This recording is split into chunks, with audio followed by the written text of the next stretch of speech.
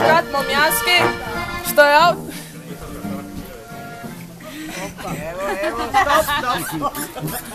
ali su vam pravi muzikaši, odustaju. Samo trenutak će. Nema pauze. Znači, obitelj Markešić danas obrađuje 20 hektara vinograda, od toga imamo Malvaziju, Teran, muškat momjanski, to je jedna sorta koja je tipična samo za ovaj naš kraj. Zatim imamo i nešto malo Melota, Cabernet Sauvignona i Chardonnaya, ali to su internacionalne sorte.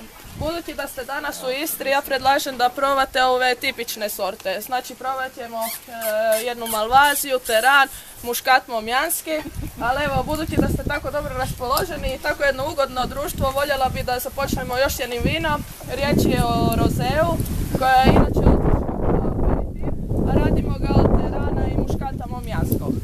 Inače, ono po čemu je vinarija Kabola najpoznatija je po tome radimo vina u amforama, kako su još stari Rimljani i Grci. U Gradnik.